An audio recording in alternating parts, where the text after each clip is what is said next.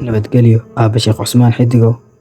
Ma qiyaasi karo xaalkayga sidii uu ahaa subaxii aan maqlay inaad u hayaantay xagga Allah Subxaanahu wa Tacaala. Waa sax, in badan waad jecleed la kulanka Allah Subxaanahu wa Tacaala iyo rasuulkiisa, nabadgelyo naxariis korkiisa ha ahaatee. Marar badan waad inoo dardaarantay, waxaadna inoo sheegtay inaysan dunidan ahayn meel lagu waaro.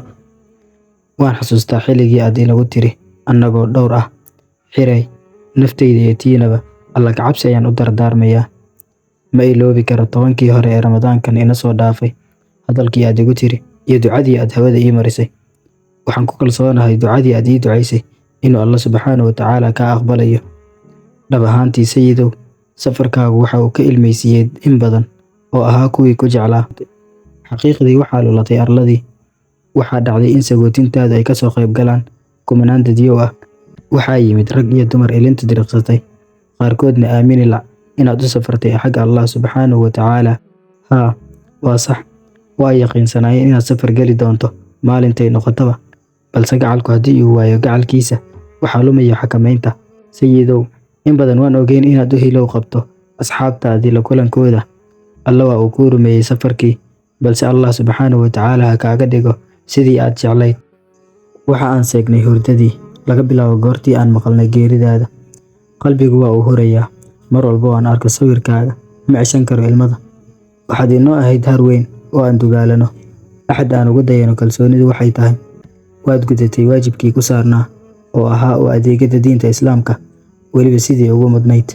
Waxaa maragma doonta ah inaad ahayd ruux Allah Subxaanahu wa Tacaala uu siiyey hibo gaar ah, ugana faa'iidaystay sidii ku habboonayd. Haa, waan xasuustaa hadalkii aad nagu tiri aniga iyo akhyaartii aan wada xafidnay minhaajka, adigoo nagu dhiirigelinaya.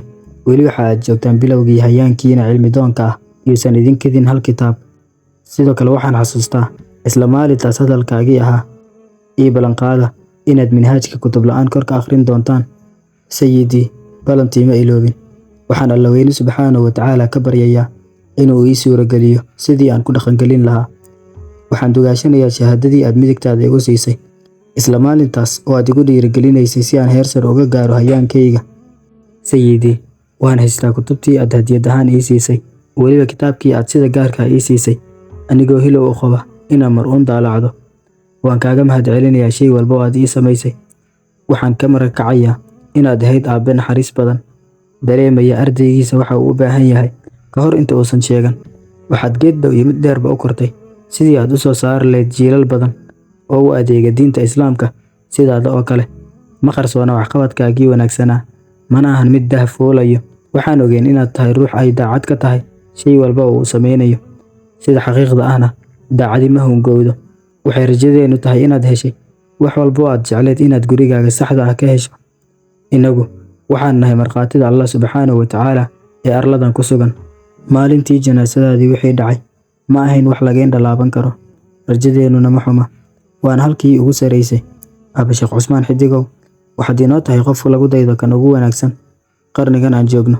Mana arag axad kaaga dadaal badan midaynta ummadda Islaamka ah, gaar ahaan Soomaalidan oo uu ragaadiyey kala qoqobnaanta iyo qabyaaladda.